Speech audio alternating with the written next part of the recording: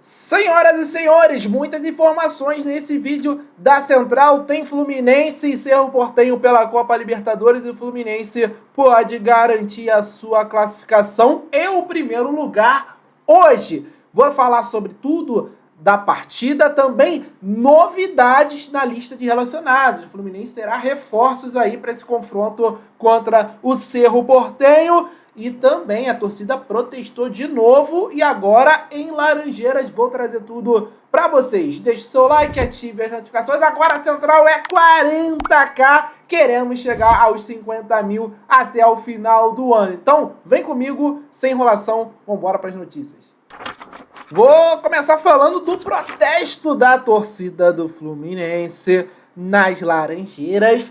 Porque após um grupo de torcedores ontem se queixar na frente do CT Carlos Castilho devido ao mau momento vivido pelo Fluminense na temporada, foi a vez do protesto chegar nas Laranjeiras na madrugada de quarta para quinta, né? Nessa última noite, as ruas da sede do Flu foram pichadas, né? O pessoal pichou no chão, na rua, né? Não pichou nos muros, não. O técnico Fernando Diniz foi um dos principais alvos. As pichações foram feitas naquela rua principal, né? A Álvaro Chaves, perto do portão principal da sede. E como vocês podem ver nessa imagem, as frases que foram utilizadas, né? 2023 acabou, para de inventar. E a torcida do Fluminense, nesses protestos, ela não tem ninguém, assim, tirando o John Kennedy, né? Que a galera lá do CT foi cobrar também, pelos recorrentes casos de indisciplina.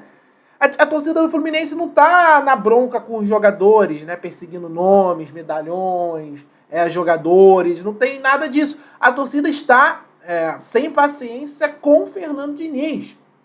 E você pode perceber também que os protestos, claro que a torcida do Fluminense é muito grande. Tem gente que é a favor da saída do Fernando Diniz. Eu, particularmente, não enxergo mais o Fernando Diniz extraindo o melhor do Fluminense com as suas invenções.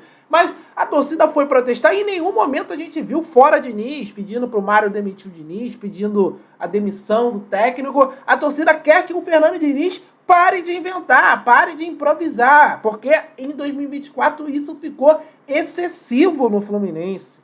A gente percebe que o torcedor está frustrado, o torcedor está irritado. Não é porque o Fernando Diniz está fazendo o que tem que fazer, escalar cada jogador na sua função e os jogadores não estão rendendo. Cara, o Fernando Diniz está fazendo uma salada de fruta, misturando com legume, misturando com verdura. E o 2024 do Fluminense não é bom. Tudo bem, falta peças para defesa aqui, inclusive, e aí isso aqui a gente pode falar. Foi um pedido do Fernando Diniz para não contratar mais zagueiros. Então, o problema defensivo passa também pelo Fernando Diniz, tá? Não é, o Fluminense deixou de contratar, não. Não deixou de contratar porque o Fernando Diniz optou assim, né? Ele quis ver outros jogadores na função. Thiago Santos, testou André ali, testou Martinelli. São muitas invenções e o torcedor do Fluminense está cansado. A temporada do Flu é muito ruim. O Fluminense não consegue render. E eu acho que o estopim para o torcedor do Fluminense é essa improvisação do Marquinhos, né, gente? A gente vem falando aqui no nosso canal, a gente vem alertando nas lives. Não faz nenhum sentido o Marquinhos, que é o nosso melhor atacante em 2024, jogar de lateral /ala. Mas ele vai dobrar ali com ponta direita e etc e tal. Gente, mas isso não existe. Se ele é o melhor atacante, ele tem que ser o atacante. Né? Você costuma improvisar quando tem outro jogador melhor na função dele, né? Ou porque simplesmente o jogador não está rendendo numa função. Não é o caso do Marquinhos. Ele estava rendendo muito bem de ponta direita. Era o melhor atacante. Imagina só, você tirar o Fábio, que é o melhor goleiro do Fluminense, para botar ele em outra posição. Ou, por exemplo, o exemplo do Samuel Xavier. Pô, o Samuel Xavier é o melhor lateral direito do time. Tu vai colocar ele em outra posição? Então, realmente, não faz sentido algumas escolhas do Fernando Diniz e a torcida está na bronca. E enquanto não melhora esse desempenho, a torcida vai seguir cobrando. Mas eu vou trazer já a provável escalação do Fluminense. A tendência a gente tem improvisações sim.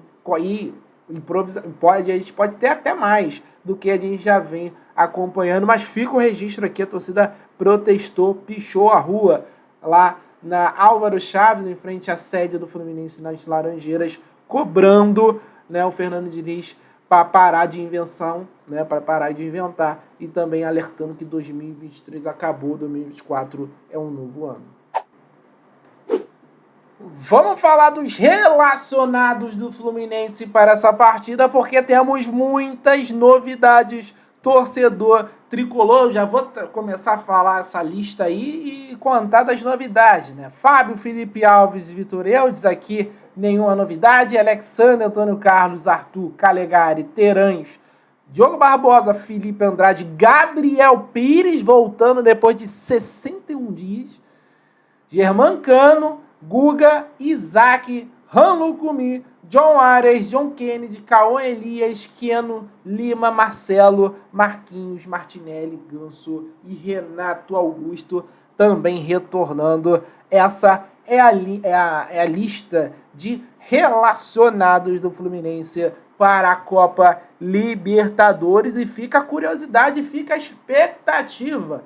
Será que o Gabriel Pires joga hoje? Gabriel Pires vai ser zagueiro mesmo? Porque a gente trouxe uma informação, se eu não estou enganado, do portal Trivela, que o Fernando Diniz conversou com o Gabriel Pires para ele jogar na defesa, ser um zagueiro canhoto. E o Capuano sempre lembra muito bem aqui na central, o Gabriel Pires era zagueiro, só que quando ele era zagueiro, ele foi dispensado da base do Vasco, foi pro Resende, quando ele virou meio campo, que ele foi pra Europa. Será que é uma boa transformar o Gabriel Pires em zagueiro?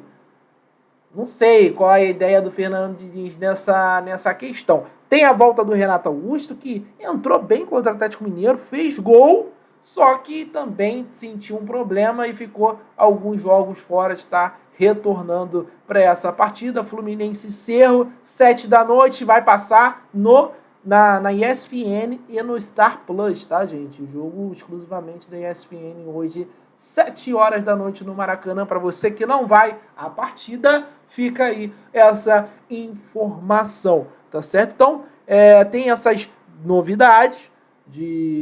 Claro, o John Kennedy já tinha sido relacionado para a partida do Campeonato Brasileiro, entrou, e agora é a novidade também voltando a ser relacionado a um jogo de Copa Libertadores. Eu preciso nem lembrar vocês, John Kennedy foi o autor do gol do título do Fluminense na temporada passada. Então, vou falar agora tudo sobre Fluminense e Cerro Porteño, todas as informações. Rapidinho aqui, mandar um abraço pra galera que tá sempre conosco aqui. Se a gente tem mais de 40 mil inscritos, é por conta de vocês que acompanham a Central Fluminense todos os dias. Desde já o meu muito obrigado. Deixe seu like, ative as notificações. Comenta aí da onde que tá assistindo a Central Fluminense, que a gente vai mandar um abraço, um beijo pra você. Um abraço pro Laerte de Ituiutaba, Minas, pro Assis de Minasul, Goiás, pro Osmar de Itajaí, Santa Catarina, pro José Luciano de Ilhota, Santa Catarina, Lúdson de Paula, Belém do Pará, Pedro de Blumenau, pro Jorge de Florianópolis. Valeu demais, galera, que tá acompanhando a Central Fluminense. Não sai daí, porque eu já vou começar a falar de Fluminense e Cerro Porteño, porque o Fluminense tem algumas dúvidas durante as atividades da semana.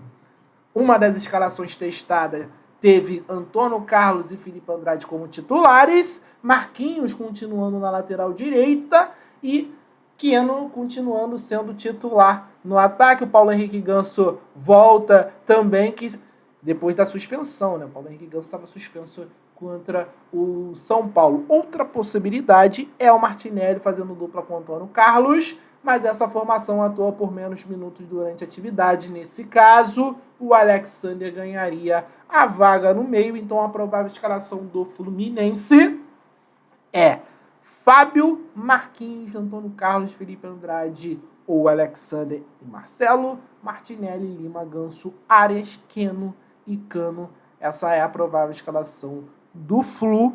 Eu sigo discordando do Marquinhos na lateral direita, mas aparentemente o Fernando Diniz vai manter isso, vai continuar com essa ideia. E também, gente, o Keno parece ter a confiança do Fernando Diniz. O Alexander também está jogando bem.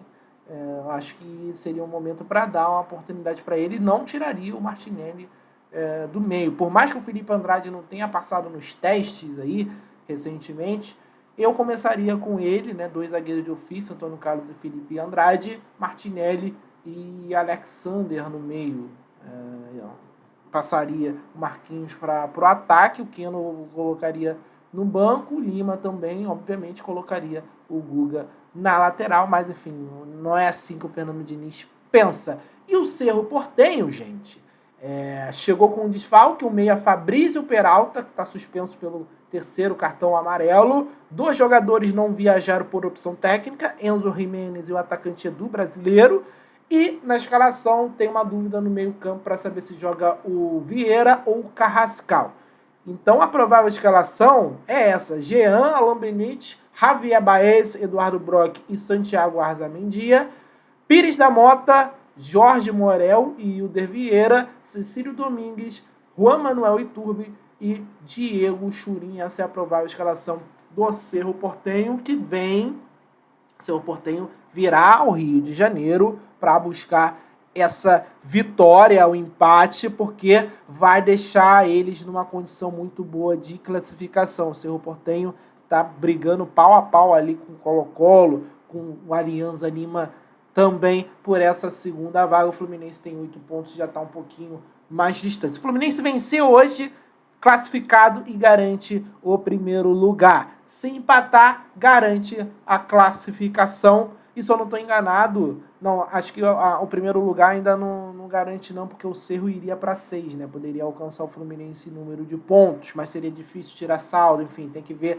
toda essa questão. Então, o importante é o Fluminense vencer, garantir essa classificação e o primeiro lugar para ficar bem tranquilão aí para o mata-mata ter um planejamento melhor, trazer reforços. O Fluminense precisa, vai ter o Thiago Silva. Então, a missão bicampeonato da Libertadores está de pé. O Fluminense está muito bem encaminhado e com a vitória hoje garante a classificação. Deixe seu comentário, torcedor tricolor, sobre essas notícias que eu trouxe. Um abraço, até a próxima. Valeu.